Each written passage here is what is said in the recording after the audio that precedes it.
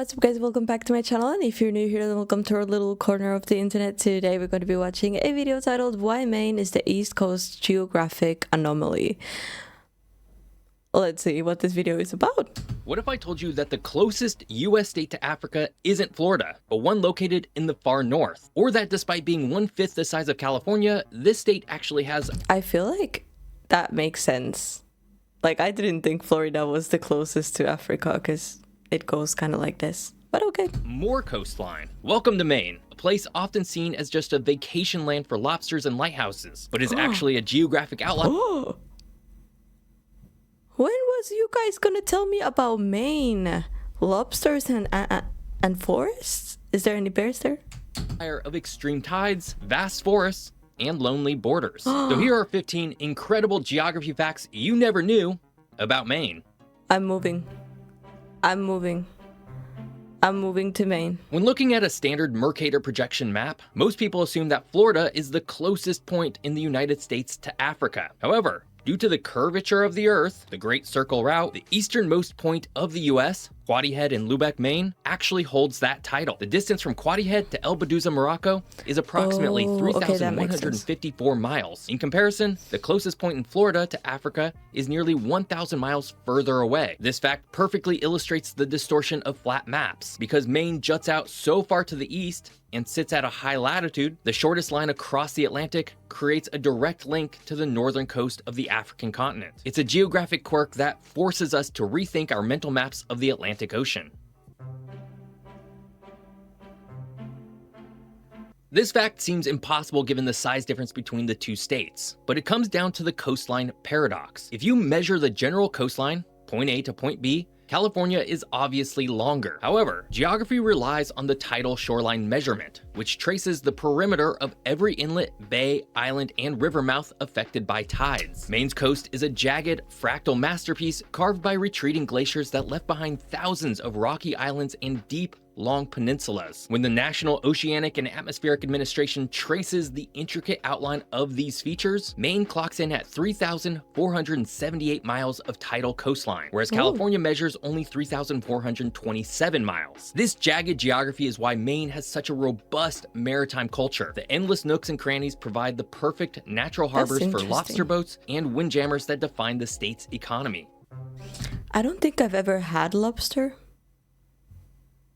Have I had? Oh no, yes I have had lobster actually, when I was a child. Lobster is good, right? Yeah, I'm sold. While whirlpools are often relegated to fiction or mythology, Maine is home to a very real and dangerous... No, I don't like that. I don't like that at all. Oh, I saw a video of a guy who like went into a whirlpool. They were like streaming or something, and he was like, yeah, and then he went to the bottom and came back up, and then he tried it a few more times, and then eventually he didn't come back up. That's scary. Where does it go? How does it work? How does a whirlpool? Another rabbit hole to doom scroll, yeah, at night.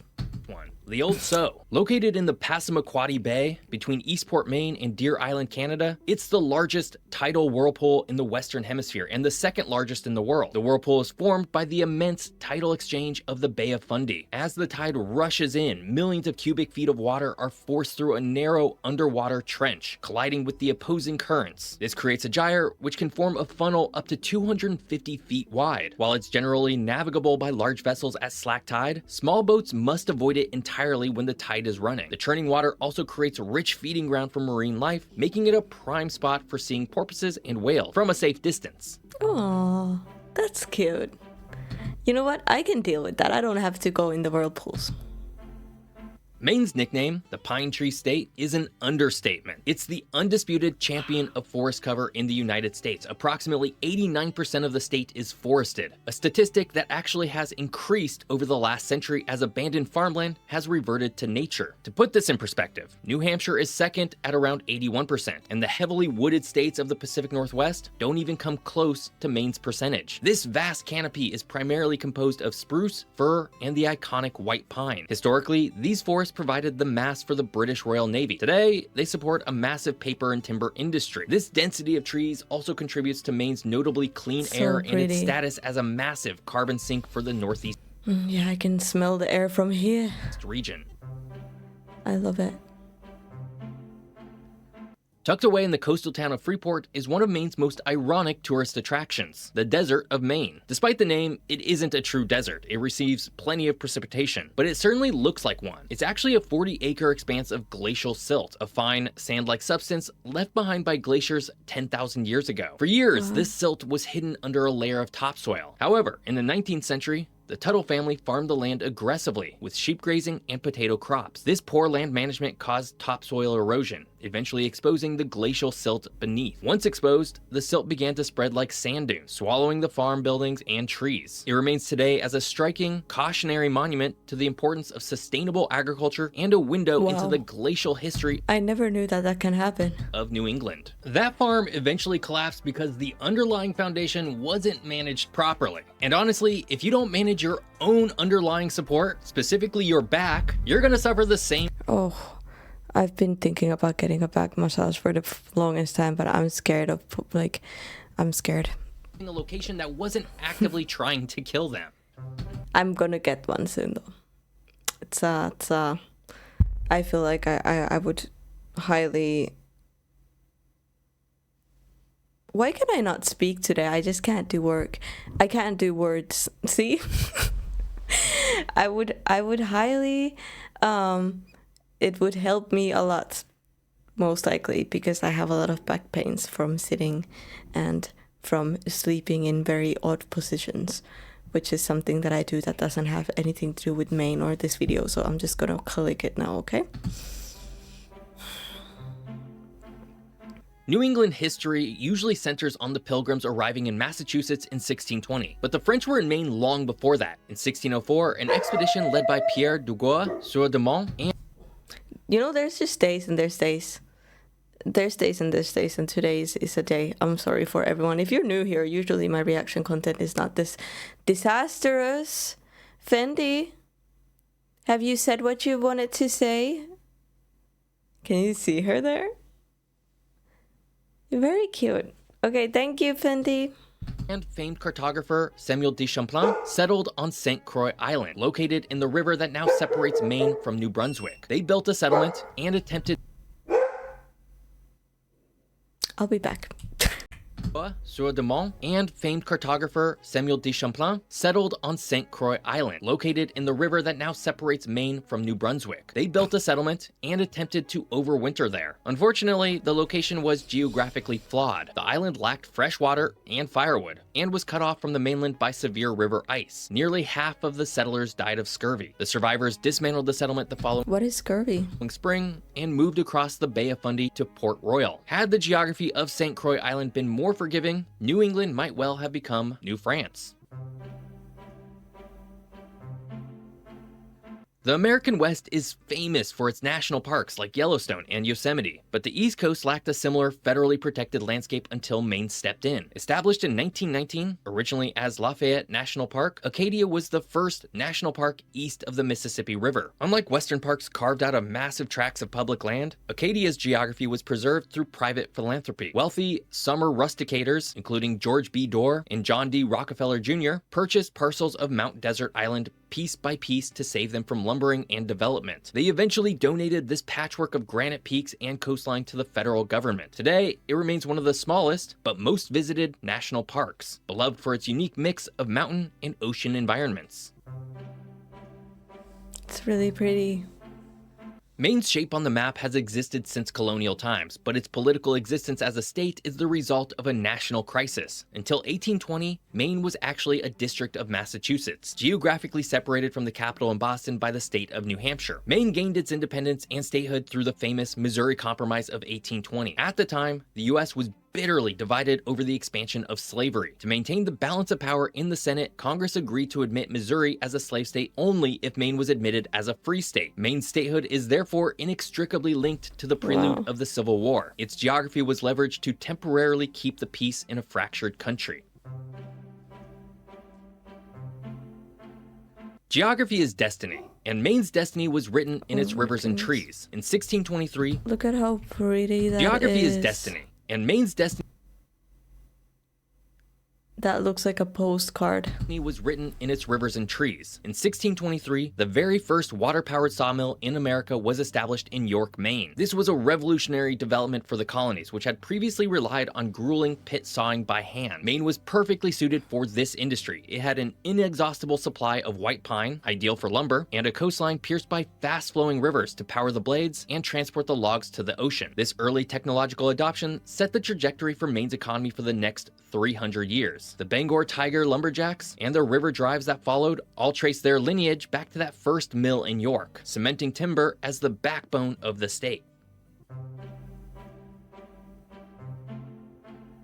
In 1838, the geography of northern Maine caused an international incident. The border between the US and British North America had never been clearly defined after the Revolutionary War. When timber interests from both sides began logging the same valuable forests in the Aroostook River Valley, tensions flared. Militias were called up, and Congress authorized 50,000 troops for what became known as the Aroostook War, or the Pork and Beans War, named for the lumberjacks' rations. Fortunately, no combat took place. The conflict was resolved by the Webster-Ashburton Treaty of 1842, which finally drew the northern boundary we see today. It was a war over geography and resources that ended with a pen rather than a sword, securing the vast timberlands for Maine. Maine holds a unique linguistic distinction in U.S. geography. It's the only state name that consists of a single syllable. While Utah, Iowa, Ohio, and Texas are short names, they all contain at least 2 syllables. The origin of the name itself is the subject of debate among historians. I never thought about that. Some believe it derives from the French province of Maine, as French explorers were the first Europeans in the area. Others argue it was a practical nautical term used by English sailors to distinguish the mainland from the thousands of islands off the coast, going over to the Maine. Regardless of its etymology, the punchy, single-syllable name reflects the state's character: distinct, straightforward, and efficient. That kind of looks like... The single-syllable name reflects the state's character: distinct. Should I say it? Kind of looks like Finland. Just a little bit. It actually looks exactly like Finland. Straightforward and efficient. Maine is geographically introverted. It's the only state in the contiguous United States that borders exactly one other state, New Hampshire. Every other state in the lower 48 borders at least 2 neighbors. Even Florida touches both Georgia and Alabama. This isolation is compounded by the fact that Maine is surrounded on 3 sides by foreign entities: the Atlantic Ocean to the east and south, and the Canadian provinces of Quebec and New Brunswick to the north and northwest. This creates a cul-de-sac effect in the American road network. You don't drive through Maine to get to another state. You can only go to Maine to be in Maine. This geographic dead end has helped preserve the state's unique culture and dialect, keeping it relatively insulated from the homogenization found in more central states. So pretty.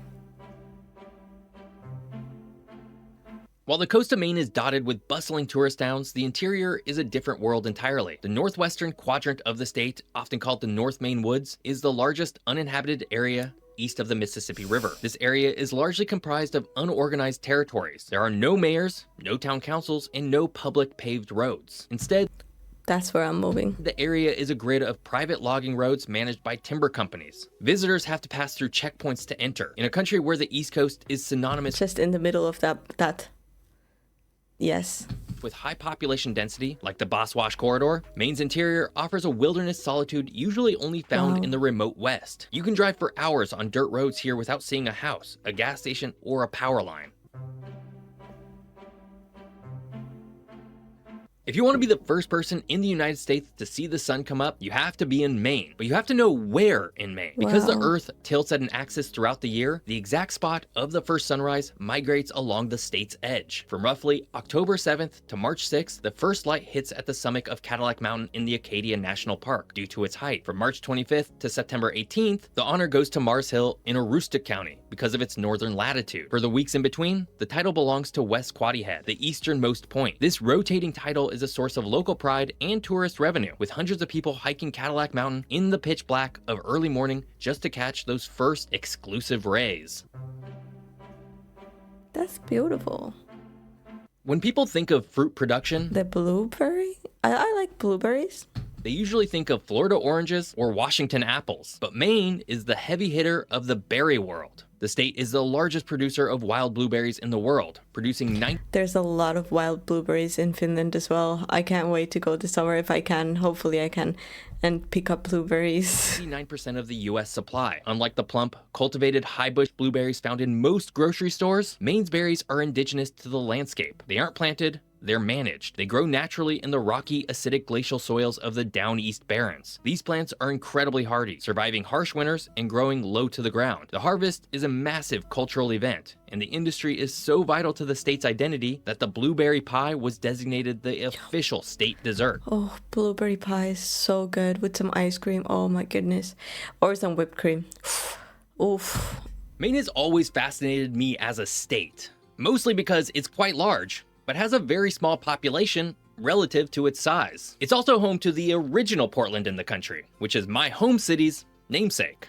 Speaking of Morocco, which again Maine is closest to, I'm traveling on their high-speed rail, the only high-speed rail line in Africa, to better understand and figure out why Africa has just a single line and why it connects Casablanca to Tangier. So come join me over on my travel channel. I hope you enjoyed learning all about Maine. If you did, be sure to check out this video all about the United States' forgotten territory in the far Pacific Ocean. Thanks for watching. See you next time. What if I told you Travel channel, that's really cool. But that was an interesting video. Maine, I haven't really watched videos on Maine, I don't think, and that was very eye-opening. It's very beautiful though. Is there any people from Maine here? Let me know in the comments below. Thank you for joining me for this video. I really hope you enjoyed it. Please leave a like, subscribe if you haven't yet, and me and Fendi will see you guys in the next video. Bye!